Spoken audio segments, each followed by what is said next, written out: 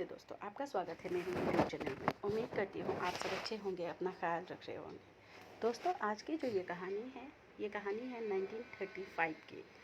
1935 में कैंसस शहर अमेरिका के वहाँ एक होटल जिसका नाम द प्रेसिडेंट था, उसके रूम नंबर 1046 में 5 जनवरी के सुबह करीबन 10:30 बजे जब होटल के स्टाफ उस रूम में जाते हैं और देखते हैं कि कमरे का दरवाज़ा लॉक है, तो वो मास्टर की से दरवाज़ा खोलते हैं और देखते हैं कि वहाँ उनका जो गेस्ट था वो औंधे मुँह अपने सर अपने पैरों के बीच में रख के खड़े हैं और वहाँ खून के फव्वारे दौड़ रहे हैं। चारों ओर दीवार पे, बेड पे, फर्श पर हर जगह खून ही खून था और उस स्टाफ चिल्लाता हुआ और स्टाफ बाहर निकलता है। होटल के जो ओनर है उनका खबर की जाती है। आनंद फानंद में वो पुलिस को खबर करते हैं। पुलिस साथ ही साथ आती है और पुलिस उस डेड बॉडी को रिकवर करके पोस्टमार्टम के लिए हॉस्पिटल भेज देती है।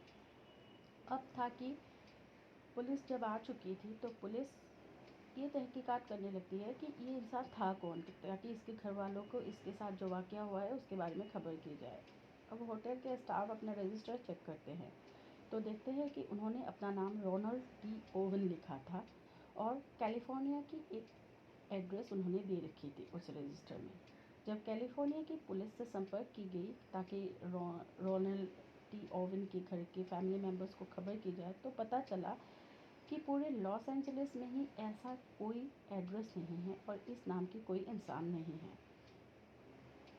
अब पुलिस वालों के पास हाथ खाली थे। एक शो था जिसकी कोई पहचान नहीं थी, क्योंकि उस वक्त तक उन्हें ये पता चल चुका था कि ये जो नाम लिखाया गया है, जो पता है, वो फर्जी था। और पुलिस ने जब वो डेड बॉडी उस होटल रूम नंबर 1046 से रिकवर की थी तो उन्होंने वहाँ देखा था कि कुछ नहीं था, वहाँ कुछ भी नहीं था। सिर्फ वो इंसान जो पहने हुए कपड़े थे उनके, वो भी लगभग ना के बराबर थे। और जो वो गेस्ट, जब स्टाफ से पूछा गया तो पता चला कि वो गेस्ट अपने साथ कोई सामान नहीं लाया था। उनके पॉकेट में सिर्फ एक हेयर ब्रश और एक टूथपेस्ट था, लेकिन हैरतअंगेज़ तौर से वो भी उस कमरे में मौजूद नहीं था। यहाँ तक कि होटल की तरफ से जो पेस्ट, साबुन वगैरह दी जाती है एक गेस्ट को, वो भी गायब थी। अब ये मॉर्ग में रखा जाता है बॉडी और पुलिस अपना तहकीकात शुरू करती है। तहकीकात करते करते जब वो होटल स्टाफ से इस इंसान के होटल में चेक इन करने से उनकी डेड बॉडी रिकवर होने तक की पूरी वाक़या की जांच करते हैं और होटल स्टाफ से पूछताछ करती है उन लोगों से जो कि डायरेक्ट कांटेक्ट में रोनाल्ड टी ओवन के कांटेक्ट में आए थे, तो उन्हें पता चलता है कि रोनाल्ड टी ओवन उस रूम में 2 जनवरी 1935 को चेक इन उन्होंने किया था, करीबन दोपहर की 1:20 पे। और जब वो आए थे उन्होंने एक बड़ा सा ओवरकोट पहना था और उनकी उम्र लगभग 20-22 साल की हुई होगी। वो दिखने में एक रेसलर या बॉक्सर दिख रहे थे, एक हट्टा कट्टा जवान। लेकिन उनके पास से जब उन्होंने चेक इन किया तो उन्होंने देखा कि उनके पास कोई लगेज नहीं था। वो होटल के रिसेप्शन में आते हैं और कहते हैं कि उन्हें एक रात के लिए एक कमरा चाहिए, लेकिन वो कमरा इंटीरियर में हो, थोड़े अंदर हो, एकदम से ही स्टेयरकेस के पास, या जो मतलब हम एक माले से दूसरे माले पे चढ़ते हैं तो सामने ना हो वो। तो होटल के स्टाफ ज़रूरी कागजात दाखिल कराते हैं, उनका नाम लिखा जाता है। उन्होंने अपना नाम बताया था रोनाल्ड टी ओवन और उन्होंने लॉस एंजलिस की ही एक एड्रेस, कैलिफोर्निया के एड्रेस दी हुई थी। उसके बाद उन्हें रूम नंबर 1046 10th फ्लोर में होटल द प्रेसिडेंट में दी जाती है। एक स्टाफ उनको एकम्पनी करता है एलिवेटर के थ्रू कि वो वहाँ तक जाए। उसके बाद जाने के दौरान ये सारा वाक़या जो है, अब डेड बॉडी मिलने के बाद वो स्टाफ पुलिस के सामने ये कहानी बोल रहा है कि कैसे वो बंदा आया था होटल में, उसने चेक इन की और 2 तारीख को चेक इन की और 5 तारीख को उसकी बॉडी निकली। जब एलिवेटर में वो स्टाफ अपने गेस्ट को लेकर उसके रूम दिखाने के लिए ले जा रहा था, तब रोनाल्ड ने उस स्टाफ से कहा कि वो पिछले रात को पास ही के एक होटल में ठहरा था, लेकिन उसमें चार्जेस बहुत ज़्यादा थी, इसीलिए वो यहाँ रुकने के लिए आया है। स्टाफ उन्हें 10th फ्लोर के रूम नंबर 1046 तक ले जाते हैं। उन्हें अपना की दिया जाता है और पानी वगैरह की बारे में, रूम के बारे में जानकारी दी जाती है। उसके बाद वो स्टाफ वापस रिसेप्शन में चला आता है। अब क्योंकि एक नए गेस्ट आने के बाद में जो स्टाफ है वो नए टॉवलिया, साबुन वगैरह, पेस्ट वगैरह देते हैं, तो करीबन 3 से 4 घंटे बाद एक स्टाफ उन्हें तौलिया वगैरह देने गए, तो उन्होंने देखा कि रोनाल्ड अपने रूम में दरवाज़ा अंदर से लॉक किए हुए बैठा है। तो उन्होंने नॉक किया, वो अंदर गए, उन्होंने तौलिया वगैरह रखा, तो उन्होंने देखा कि वो जो गेस्ट है उनका, वो बड़े ही कम रोशनी में बैठे हुए हैं। रोशनी करीबन ना के बराबर थी। वो बैठे हुए हैं और उन्होंने स्टाफ को देखा कि उन्होंने सामान वगैरह रखा, वो चले गए। फिर कहा जाता है कि वो रोनाल्ड बाहर निकल के गए, फिर रात तक वो लौट के आए। रात उन्होंने होटल में ही गुजारी। सुबह उन्हें चेकआउट करना था, यानी 3 जनवरी 1935 को उन्हें चेकआउट करना था, लेकिन वो रिसेप्शन में आते हैं और कहते हैं कि वो एक और रात ठहरना चाहते हैं। होटल के स्टाफ ने उन्हें एक्सटेंशन दे दी, अब 3rd को भी वो रहने वाले थे। करीबन 10:30 बजे होटल के ही एक स्टाफ वापस उन रूम में जाते हैं। वो जो एक क्लीन वगैरह करते हैं, क्योंकि होटल में जो लोग ठहरते हैं करीबन 10 साढ़े 10 बजे तक सारे बाहर निकल जाते हैं। होटल में ठहरने वाले लोग या तो टूरिस्ट होते हैं या किसी काम से आए हुए होते हैं, तो सुबह 10:30 11 बजे तक वो लोग निकल जाते हैं। तो एक स्टाफ वहाँ जाते हैं और दरवाज़ा नॉक करते हैं। जब दरवाज़ा नॉक करती है तो अंदर से आवाज़ आता है कि कौन है। तो वो कहती है कि मैं स्टाफ हूँ, मैं कमरा क्लीन करने आया हूँ। तो कहते हैं अभी नहीं, तुम थोड़ी देर बाद आओ। तो वो स्टाफ चली जाती है, दूसरे रूम की साफ़ सफाई करती है। फिर वो आती है तो दरवाज़ा वो नॉक करती है, तो अंदर से दरवाज़ा खुला गया था और वो गेस्ट अंदर थे। फिर जो स्टाफ है उन्होंने तौलिया वगैरह रखा और वो उन्होंने देखा कि जो गेस्ट है उनके वो बिस्तर में पड़े हुए हैं और कमरे में बहुत ही कम रोशनी है। उसके बावजूद वो चली आती। वो जब तौलिया वगैरह रख रहे थे तो उन्होंने सुना कि रोनाल्ड फ़ोन पे किसी से बात कर रहे थे और कह रहे थे कि no Don, I don't want to eat, I had just my breakfast. यानी कि वो खाना नहीं खाना चाहते हैं और उन्होंने अभी अभी ब्रेकफास्ट की है। फिर से वो इसी बात को रिपीट करते हैं कि no, I am not hungry. उसके ये बातें सुन के वो अपना क्लीनलीनेस वगैरह वो कर रही थी। तभी रोनाल्ड कहता है कि काम करो, आप अपना रूम का साफ़ सफाई करो, तब तक मैं बाहर से होके आता हूँ। और हाँ, आप रूम लॉक करके मत जाना, क्योंकि मेरे एक गेस्ट आने वाले हैं मुझसे मिलने, तो वो वेट कर लेगा। रोनाल्ड अपना रूम से निकल के जाता है। ये जो स्टाफ है वो क्लीन वगैरह करके वो चली जाती है। 12 बजे तक क्लीनलीनेस सब हो गया था उसका रूम का। तो करीबन 4 घंटे बाद वही स्टाफ वापस आती है नए फ्रेश तौलिए और सामान देने के लिए, क्योंकि उस होटल का पॉलिसी था कि होटल के रूम क्लीन करने के करीबन 4 घंटे बाद वो लोग फ्रेश तौलिया और सामान देते हैं। जब वापस वो उस सामान को देने के लिए आए तो उन्होंने देखा कि अभी भी वो दरवाज़ा बाहर से लॉक है, यानी कि वो स्टाफ ने जैसे वो दरवाज़ा रख के गई थी वो वैसे ही है। और अंदर वो घुसती है, तौलिया वगैरह रखती है, तो वो टेबल पे एक चिट पे उन्होंने एक मैसेज देखा। उसमें लिखा था, Don, I will be back in 15 minutes, please wait. ये वो देखती है, वो फिर से अपना रूम बंद करती है और चला जाती है। उस बीच रोनाल्ड फिर से अपने रूम में आते हैं और रात को रुकते हैं। अब 4 तारीख की सुबह की बात है। 4 तारीख को सुबह रोनाल्ड फिर से रिसेप्शन में जाता है और कहता है कुछ कि उसे और एक नाइट की एक्सटेंशन चाहिए। रिसेप्शन वाले फिर से उन्हें एक्सटेंशन दे देते हैं कि उन्हें और एक रात रुकनी है। और उस वक्त वो बताते हैं रिसेप्शन में कि उन्हें 5 तारीख को, क्योंकि उन्हें चेकआउट करना है, उन्हें वेकअप कॉल चाहिए। मॉर्निंग में उन्हें वेकअप कॉल की रिक्वेस्ट की। रिसेप्शन वाला ने अपनी वो रोनाल्ड की वो रिक्वेस्ट रख ली नोट करके। रोनाल्ड अपने रूम को चले जाते हैं। फिर क्या होता है कि सुबह वही जो फिर से जो एक रूटीन था वो क्लीन करने के लिए वो स्टाफ फिर से 10:30 11 बजे रूम के पास पहुंचती है। तो वो देखती है कि रूम अंदर से बंद है और कोई बात कर रहा है अंदर में। क्या 2 इंसान बात कर रहे हैं। तो वो नॉक करती है और कहती है कि मैं स्टाफ हूँ, मैं क्लीन करने आई हूँ। तो अंदर से आवाज़ आता है कि हमें ज़रूरत नहीं है, आप बाद में आएंगे। फिर वो स्टाफ चली जाती है और अपना दूसरे रूम के वो काम करने लगती है। फिर थोड़ी देर बाद जब वो आती है तो वो देखती है कि वो रूम बाहर से लॉक है, यानी कि गेस्ट नहीं है अंदर, गेस्ट शायद कहीं बाहर चले गए होंगे। तो वो क्या करती है कि उन्हें रूम भी तो साफ़ करना था, तो वो क्या करती है, रिसेप्शन जाती है और अपना मास्टर की लेके आती है।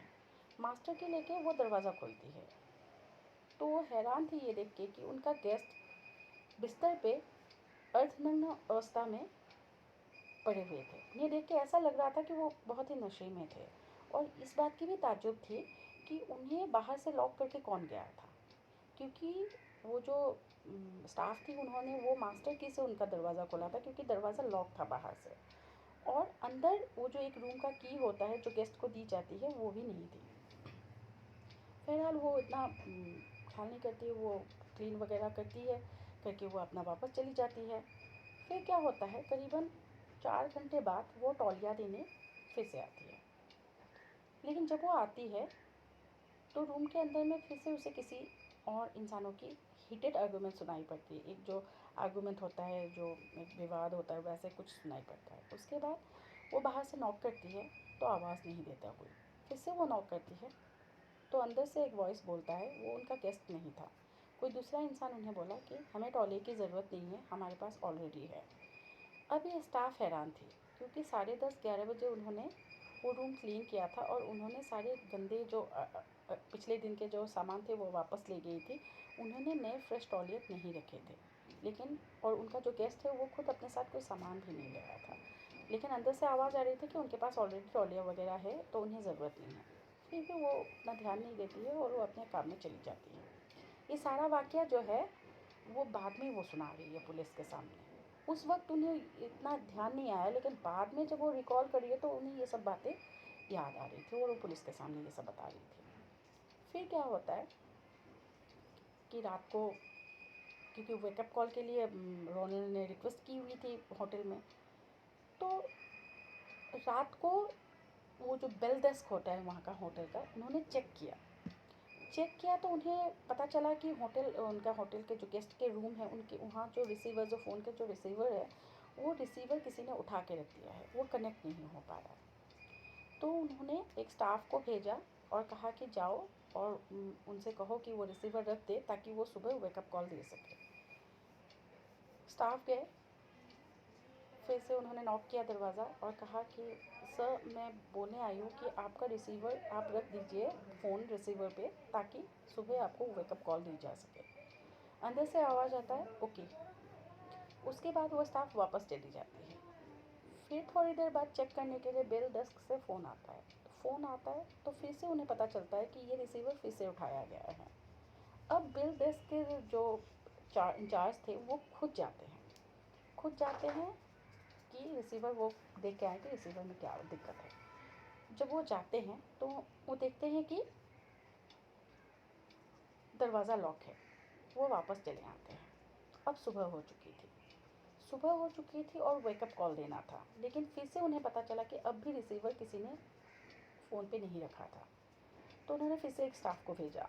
वो स्टाफ ने दरवाज़ा नॉक किया, किसी ने दरवाज़ा नहीं खोला और दरवाज़ा अंदर से लॉक था। तो उन्हें पता चला कि अब क्योंकि रिसीवर है नहीं और वो वेकअप कॉल नहीं आ पा रहा था, मास्टर से की से भी वो नहीं खोला जा सकता था क्योंकि दरवाज़ा अंदर से लॉक था। उसके बाद वो चिल्लाते हैं, बोलते हैं अंदर कोई है तो आप रिसीवर रख दीजिए, आपको वेकअप कॉल देनी है, लेकिन अंदर से कोई आवाज़ नहीं आती है। अब करीबन 10:30 बजे होटल के स्टाफ क्लीन करने के लिए फिर से आते हैं। देखते हैं कि वो दरवाज़ा बाहर से लगाया हुआ था, तो वो दरवाज़ा खोलते हैं और अंदर जब वो देखते हैं तो उनकी चीखें निकल जाती हैं, क्योंकि वो वाक़या था 5 जनवरी की सुबह की, और वहाँ रोनाल्ड टी ओवन की बॉडी पड़ी थी मल्टीपल स्टैबिंग के साथ। उन्होंने किसी ने बहुत ही बेरहमी से चाकुओं से बहुत बार वार करके उन्हें मौत के घाट उतार दिया था। और जब आनन फानन में वो स्टाफ दौड़ती है रिसेप्शन से अपने मैनेजर वगैरह को कॉल करती है, उन्होंने पुलिस को खबर की। जब वो पूरे रूम का चेक करते हैं तो उन्हें पता चलता है कि उस रूम में कुछ भी नहीं है। यहाँ तक कि जो रोनल्ड पहली बार जब आए थे, एक स्टाफ ने उन्हें कंपनी किया था तो देखा था कि उनके पॉकेट से उन्होंने एक हेयर ब्रश और एक टूथपेस्ट निकाला है, वो सामान भी गायब थे। और होटल से जो ज़रूरी सामान दी जाती है वो भी गायब थे। अब ऐसा कौन था कि वो होटल का वो ज़रूरी सामान वो लेके भागेंगे। अब पुलिस खोजबीन करती है, लेकिन वो एड्रेस जो कैलिफोर्निया का दिया हुआ था वो निकलता है कि वो फर्जी है। अब क्योंकि पहले जिस स्टाफ ने उन्हें रूम नंबर 1046 तक अकॉम्पनी किया था, उसने कहा था कि रोनल्ड ने उन्हें कहा था कि उन्होंने पिछले रात को वो किसी के और होटल में थे। पुलिस तहकीकात करती है और उन्हें पता चलता है कि सच में रोनाल्ड टी ओवेन दूसरे एक होटल में, पास के ही एक होटल में ठहरे हुए थे। जब उस होटल को खंगाला जाता है तो उन्हें पता चलता है कि उस होटल में रोनाल्ड टी ओवेन किसी और नाम से ठहरे हुए थे। एक रात में उन्होंने अपना नाम, एड्रेस सब कुछ बदल लिया था। फिर जब और तहकीकात होती है तो पता चलता है कि होटल प्रेसिडेंट के ही 10th फ्लोर के ही रोनाल्ड टी ओवेन का रूम नंबर था 1046। 1026 जो कि उनके ऑपोजिट में था, उसमें एक लड़की ठहरी हुई थी उस दिन। वो अपने बॉयफ्रेंड के साथ आती है उस शहर में घूमने के लिए, उससे रात हो जाती है तो बॉयफ्रेंड चला जाता है और रात को वो होटल में ही ठहरती है। क्योंकि उसका घर उस सिटी से दूर था तो जाने में देर हो जाती, इसीलिए वो उस रात को वहीं ठहरने की डिसीजन लेती है।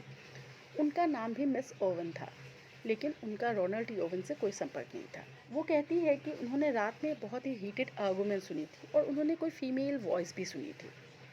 अब इस होटल में क्या है कि इस होटल में छूट है, आप अपनी महिला दोस्त को भी वहाँ ला सकते थे या कोई भी दोस्त आपका अगर आता है तो वहाँ कोई रोक टोक नहीं थी।